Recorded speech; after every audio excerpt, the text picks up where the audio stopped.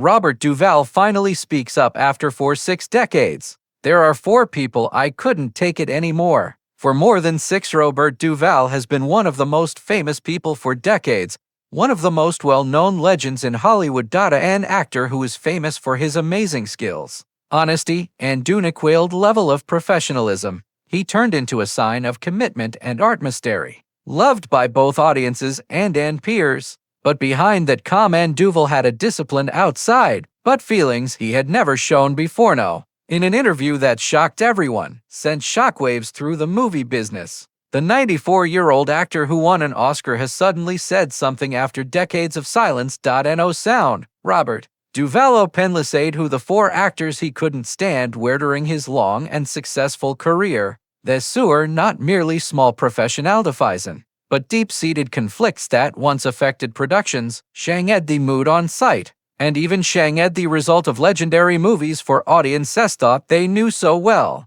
What cold made this famous person in Hollywood hold on to such long-lasting anger? There is a truth behind these names that is sure to leave Hollywood speechless. I have kept me for decades. I've stayed quiet, Duvall said, for decades. But at 94, what am I really waiting for? It's to me to be honest. What makes these disclosures so surprising is not on live man behind them and what they say. Robert Duvall has been taught of being the best example of Hollywood professionalism. The actor never has anything terrible to say about anyone. For such a model of privacy to finally speak up means fights so bad that they've haunted him for a long time.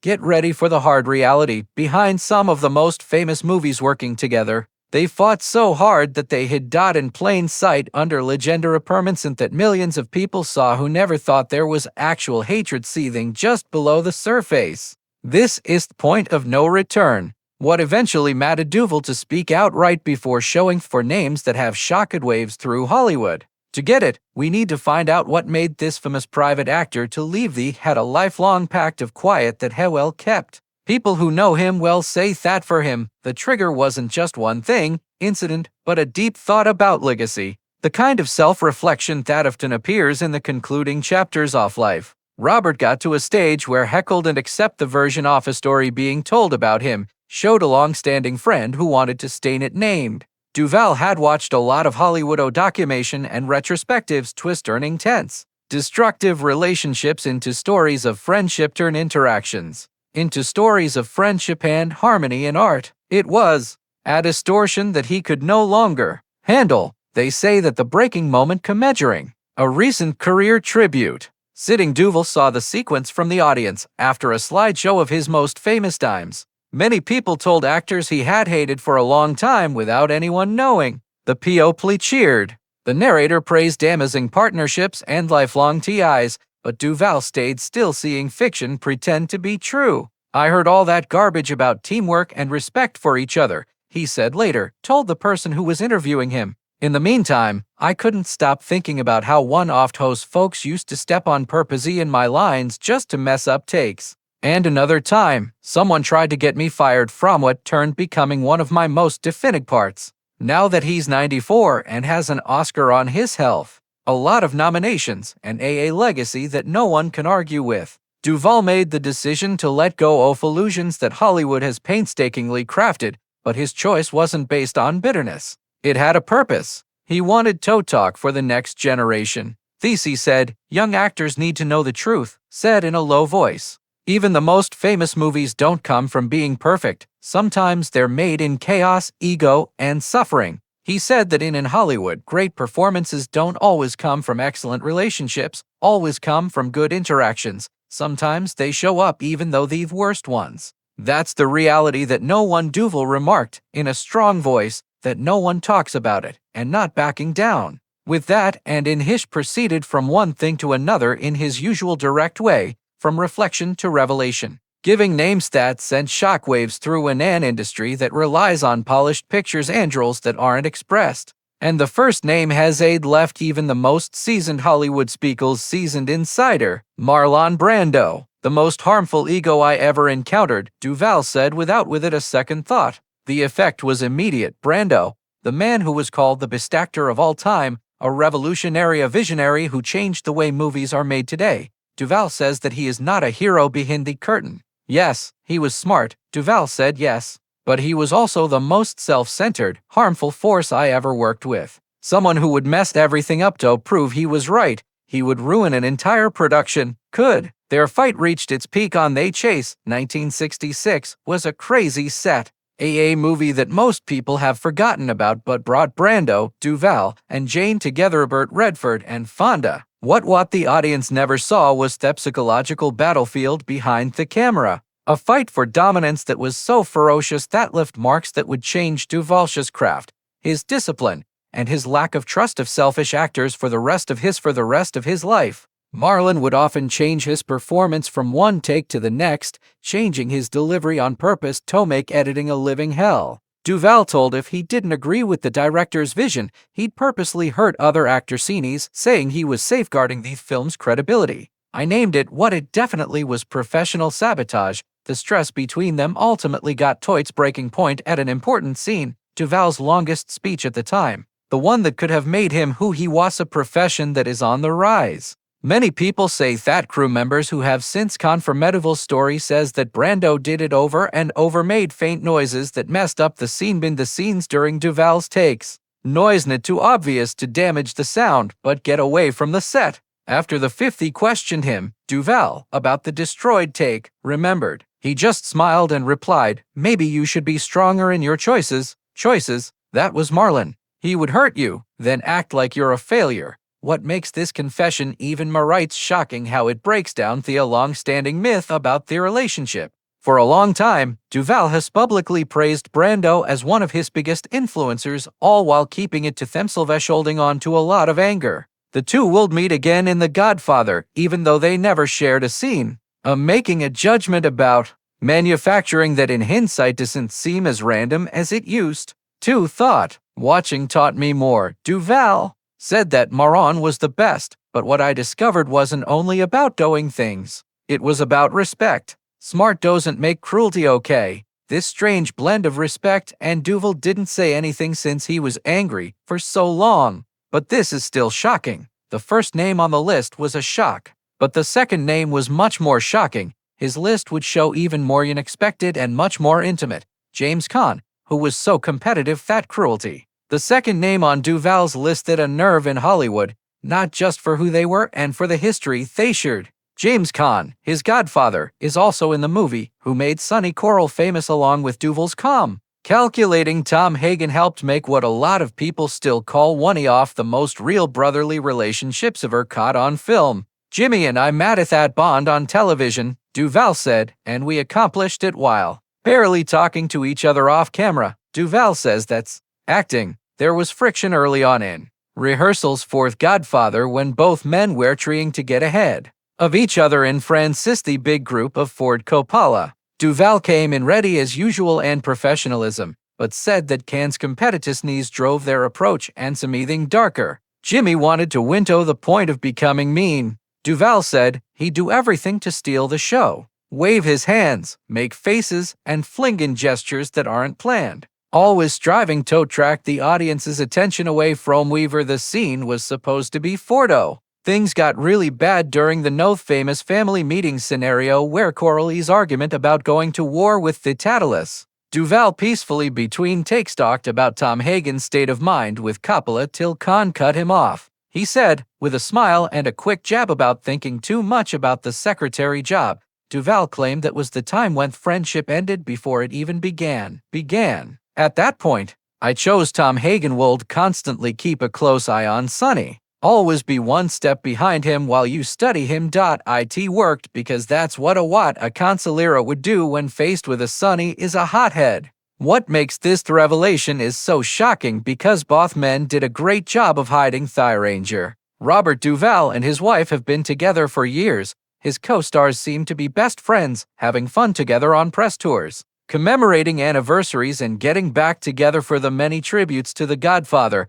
Their chemistry in front of the cameras felt real, their camaraderie not up for debate. But behind their smiles was an agreement without words. We both knew what was at risk. Later, Duvall acknowledged, "We were not going to let personal problems mess up anything so essential. So Westmild told the proper stories and did our parts." That's acting too. It was a unique look into Duvall's self-control, a man who was willing to bury grudges for the sake of art. But the big shock didn't come from his fights with Brando or Caan, but from a much more revelation of trust. Third, Duvall said, stopping. Dustin Hoffman, the credit thief who never stopped. That many people were shocked by the name. After all, both guys had grown from the same roots. Two actors who were having a hard time in New York in the 1960s, sharing a little apartment and a dream. Duvall, Dustin and I were pals, remembered. That's what I think. At least, thought. But being buddies meant something extremely different for him.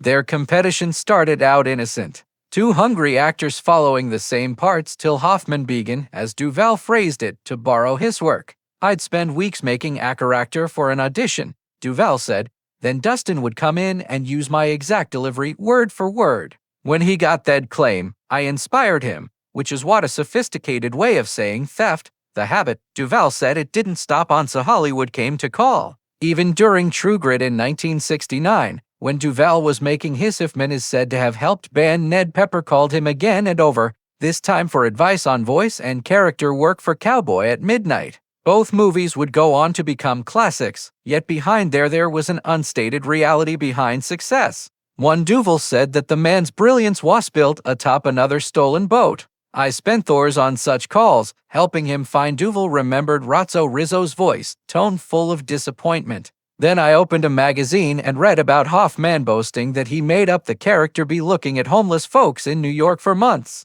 Not a word about our talks. Duvall claimed that was that point, something changed in him. The companionship that had once given them energy beautiful growth started to rot under the weight of being betrayed, but the real breaking point occurred when both men were looked at for the major role in French Connection came out in 1971, a part that would make Jean famous. Shackman is a star. According to the production insiders who later corroborated Duvall's Hoffman went beyond what happened in his account of events. Competition. He is said to have cautioned the director William Friedkin told Duvall fathered to work with and not helpful, saying their first days in the theater together. The Duvall thinks his comment cost him the part that may have made or broken his career. He stated that wasn't competition anymore. In a quiet way. That was a plot to hurt someone. When Heck confronted Hoffman years later, that quickly came denial. But as Duvall said, I heard it straight from Friedkin himself. Still, always that professional, Duvall kept his anger hidden buried. He smiled during the award shows, spoke nice things about Hoffman in interviews, and never showed how he really felt. Together were still two giants of the public, acting, courteous friends who have things in common past. But under that surface politeness was built on years of unsatinger. That's why this news spread through Hollywood. Becco seat wasn't just a fight. It was a cut, concealed in plain sight. But even the revelation seems small compared to what occurred next. Duvall's last and fourth confession sent made waves in the business world. This time intended at a man who is frequently considered as not able to be touched. Duvall said that Robert Redford was number 4, the scam behind the Golden Picture. It was a name that no one thought they would hear. Redford, the movie star, the founder of environmentalism.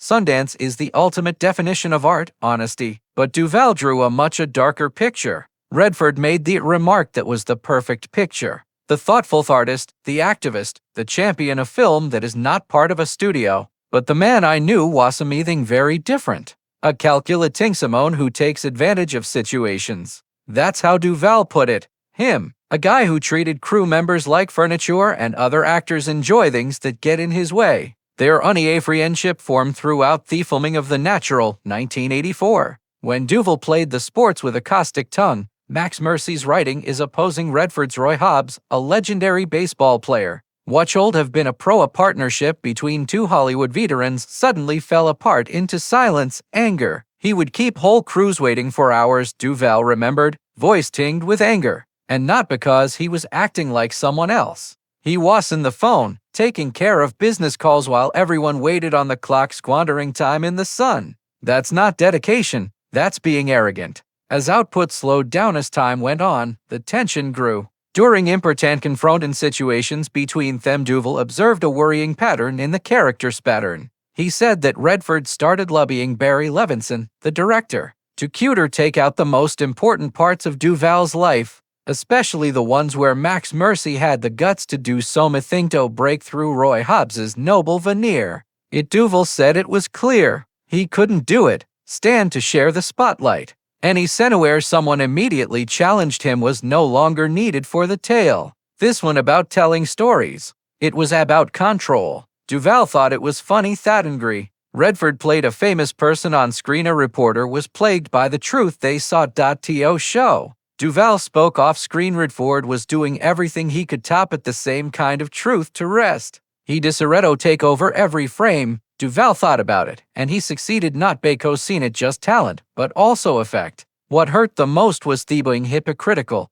The man who was called Hollywood's moral, the founder of Sundance Compass, alleged defender of art working together, was what Duvall saw as the opposite. He created an empire on Duvall stated integrity. But the man I saw Simeone was behind the camera. What hot that working together only worked when was the one in charge. He would preach. Duvall remarked that Sundance was all about creative integrity, then go back to film sets and demand final cut approval and the ability to say no to casting. The distance between how he looked in public and how he really was huge. The difference between what people thought and what really happened was huge. But Duvall said that nothing showed Redford's actual nature was more than their last fight. It happened after the production on It was natural for Duvall to finally face him about how he was acting at the start. According to crew members who saw Redford didn't flinch during the argument. Instead, he said something that would remember Duvall's name for decades. Bob, you're a character actor. I am a famous actor.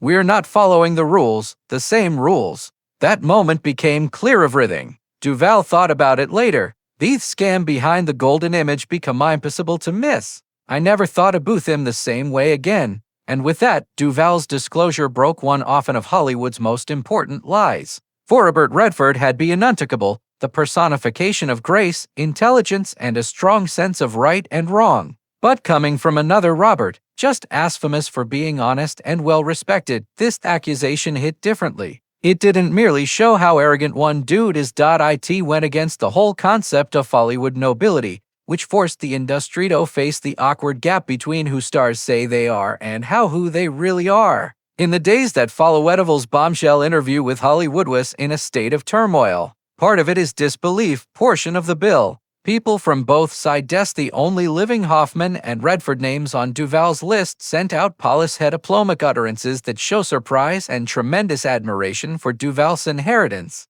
But behind closed doors, murmurs started to spread. Business-owned veterans, some carefully, and some started verifying important points without giving their name as sections of Duvall's stories. Members of the crew from The Natural talked about Redford's impatience and domineering control. A former assistant director of The Godfather stated that there was conflict between. There was no denying that Duvall and James Caan were close. Even Francis Ford Coppola, who was meticulous, refusing to pick sides, gave a telling remark. Sometimes the chemistry you observe emanates from highly intricate things on screen, sensations behind the camera. And maybe, according to sources close to Duvall, say that several famous actors got in to congratulate him in private for finally stating what so many people have been saying for years, but never had the guts to say it out loud.